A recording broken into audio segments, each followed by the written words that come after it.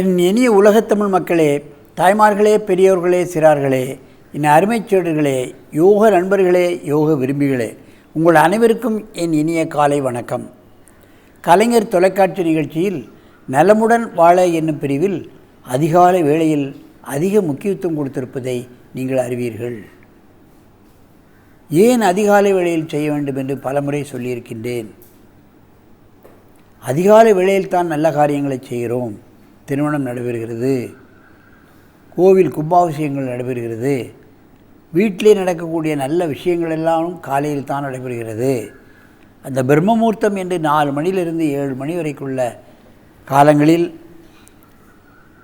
நாம் செய்வோமேயானால் அந்த சுற்றுச்சூழல் நமக்கு நன்மையை தரக்கூடியதாக அமைகின்றது. ஆகவே ஆதி காலத்திலிருந்து காலையிலே தான் நல்ல நல்ல காரியங்களெல்லாம் செய்து கொண்டிருக்கின்றோம். அதிகாலை வேளையில் தானே அலுவலகம் செல்கின்றோம், பள்ளிக்கு செல்கின்றோம், விவசாயங்களெல்லாம் காலையிலே போய் அவர்கள் ஏர் ஊழுகிறார்கள். ஆகவே அதிகாலை வேளையில் இந்த யோகாசனத்தை செய்துவிட்டால் நமக்கு நல்ல பலன்கள் மிக அதிகமாக கிடைக்கின்றது. காலக்கடங்களை முடித்துவிட்டு குளித்துவிட்டு ஆசனங்களை செய்ய வேண்டும். காலையிலே வெறும் வயிற்றில் செய்வது நல்லது. அல்லது ஏதாவது குளிர்பானங்களை சாப்பிடலாம், பால் சாப்பிடலாம், இன்னும் பிற பலரசங்களை சாப்பிட்டுவிட்டு இந்த ஆசனங்களை செய்தால் நல்லது. அந்த நிலையில் இன்றைக்கு பாருங்கள், நமது அரங்கிற்கு அஸ்வின் 9 வயது, ஆதித்யா 10 வயது, விவேகானந்தா பள்ளி, வெங்கடேஸ்வரா பள்ளி, ஆவடியிலிருந்து வந்திருக்கிறார்கள். அவர் ஜூலியட் யோகாசன பள்ளியில் இந்த யோகாசனத்தை கற்றுக்கொண்டிருக்கிறார்கள். ஜூலியட் அவர்கள் இந்த மாணவர்களை எவ்வளோ அழகாக செய்ய வைத்திருக்கிறார்கள் என்பதைத்தான் நாம் பார்க்க வேண்டும். இப்போ பத்ம சர்வாங்காசனத்தை செய்ய போகிறார்கள். என் அருமை மாணவர்களே, நீங்கள் பத்ம சர்வாங்காசனத்தை நீங்கள் செய்யுங்கள், பார்க்கலாம். பத்மாசனத்தை கலையுங்கள்.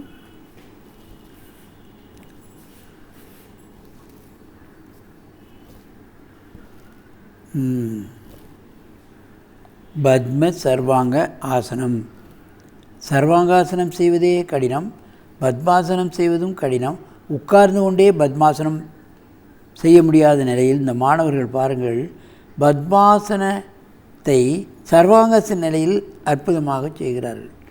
சர்வாங்காசன பலனும் கிடைக்கிறது, பத்மாசன பலனும் இதிலே கிடைக்கிறது என்பதைத்தான் பார்க்க வேண்டும்.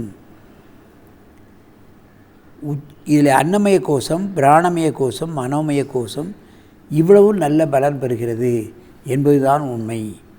குடல் மாற்றப்படுகிறது, பிளட் சர்க்குலேஷன் அப்படியே இறங்கி ஜீரணக்கருவிகளுக்கு வருது, ஹார்ட் அண்ட் லங்ஸ் கழுத்து பகுதிக்கும் வந்து விடுகிறது. அதைத்தான் முக்கியமாக கவனிக்க வேண்டும். மெதுவாக இறக்குங்கள் இந்த ஆசனத்தை. நன்றாக மூச்சை வாங்கி கொள்ளுங்கள். மூச்சிடுங்க.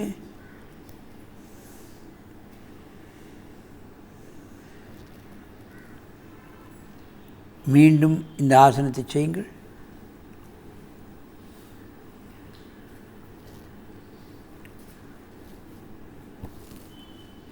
ரெண்டு முறை பாருங்கள். கீழேயே பத்மாசனத்தை போட்டு அப்படியே தூக்கி விட்டான். இவன் தூக்கிய பின்பு அதுக்கப்புறம் பத்மாசனம் செய்கின்றான்.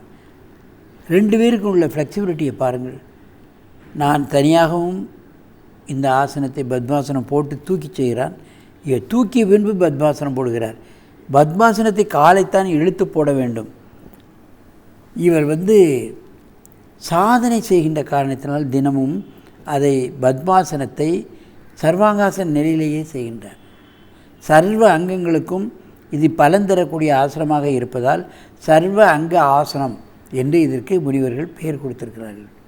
இதை மட்டுமே காலையில் ஒரு 200 எண்ணிக்கை 300 எண்ணிக்கை நாம் செய்துவிட்டு போவோமேயானால் அன்று முழுவதும் நமக்கு எந்த பிரச்சனையும் ஏற்படாது, நோயே வராது, காரியங்கள் சித்தியாகும் என்பதுதான் உண்மை.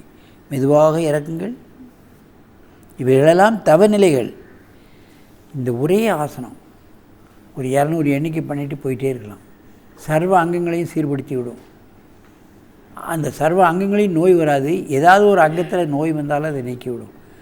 அப்படிப்பட்ட ஆசனங்கள் எல்லாம் நமது முனிவர்கள் கண்டுபிடித்து நமக்கு வரப்பிரசாதமாக தந்திருக்கின்றார்கள். ஆகவே இது போன்ற ஆசனங்களை காலையிலும் மாலையிலும் விடாமுயற்சியோடு பழகி என்றும் ஆரோக்கியமாக இந்த உடலையும் உள்ளத்தையும் வைத்துக்கொள்ள வேண்டும் என்று கேட்டு உங்களிடமிருந்து விடைபெறுவது ஆசனம் ஆண்டியப்பன். வணக்கம்.